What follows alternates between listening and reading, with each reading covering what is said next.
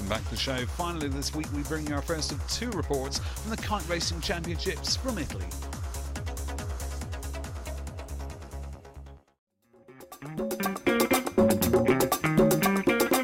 Welcome to the 2013 European Kite Racing Championship in the stunning venue of Gizzeria in South Italy. More than 90 kiters on site at Roose Beach, one of the top locations for kite surfing worldwide, with virtually guaranteed constant wind and sunny weather all summer long, but also a superb place to relax and holiday. The 74 competitors in the men's fleet were split into two flights and kicked off the opening day with 4 races. The weather was around 12 knots in the morning, and as the day went on increased to 18 knots, offering some great conditions for racing. With the fleet clearly going for the starboard side of the starting line, it was 2 fast windward-leeward legs before the short reach to the finish line. A great performance from many riders saw fast-paced and close racing at the top places, with a surprise outcome for Russia's new entry Doronin, who scored 2 bullets, a third and a second, to lead the day, with Italian Letzese following with just 1 point behind. France's Dansin also delivered a steady performance with 3 second places and holds an overall leaderboard position of third.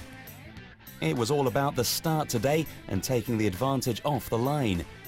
The stable breeze eliminated the luck factor, ensuring the best riders were shining at the front.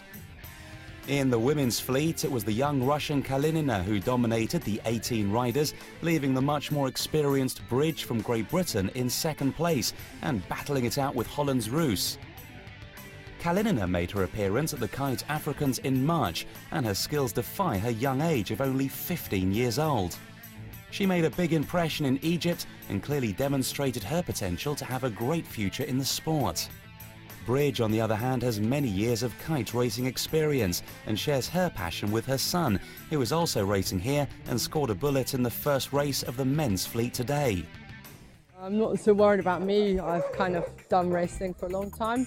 It's really about him and making sure his level is going up and his speed is good, and yeah, he's dominating, like he's only 15. A sunny second day at the 2013 European Kite Racing Championship anticipated another great day for competition here at Roose Beach.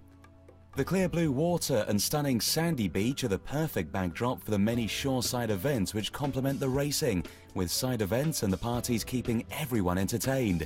Add in world-class racing conditions and you have a win-win situation for both athletes and their audience. Today was the second and final day of qualifications for the men's fleet that will be split into gold and silver tomorrow. So a big challenge for the riders in the middle of the flights who are struggling to advance to race with the top riders who will make it to the gold fleet.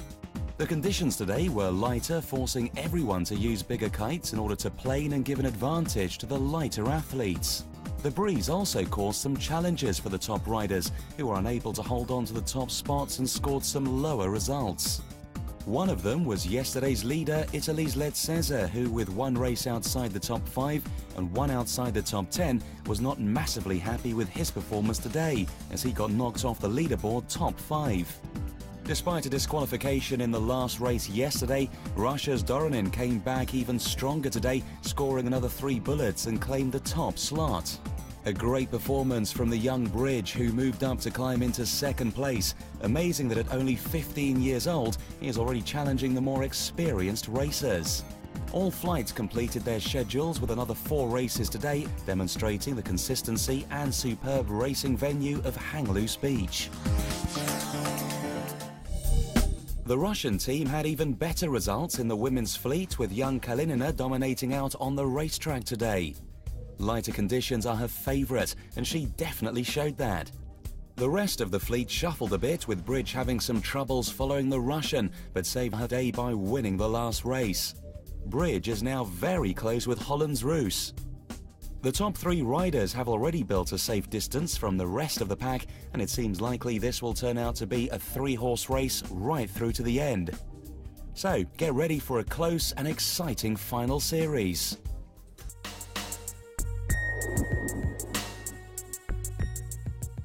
With the third day of racing, the 2013 European Kite Racing Championship here at Hang Loose Beach is already halfway through, with the top 37 men advancing into the gold fleet and the women continuing as one fleet. The conditions, as expected, are perfect, with bright sun and lots of people descending on the beach to enjoy the summery weather, but also a thrilling kite racing spectacle that the top kiters would put on today. Hosting the top athletes in the world all together is not something that goes without drawing some attention, and these riders know how to give their best performance.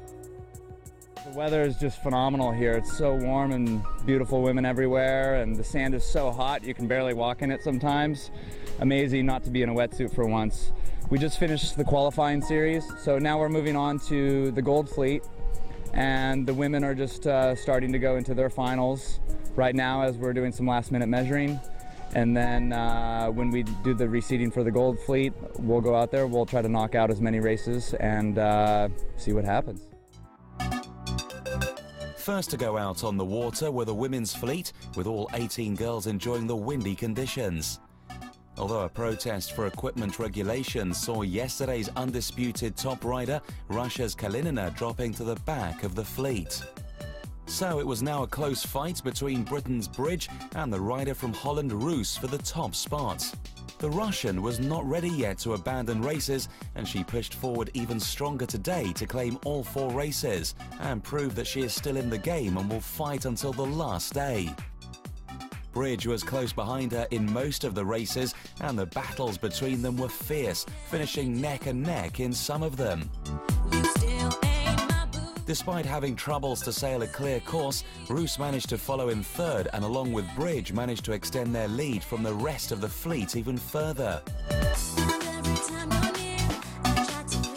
In these conditions, it is all about speed, and the most experienced kiters easily stand out from the rest. Trimming the kite and keeping the board firmly under their feet gives the extra speed needed to achieve the advantage.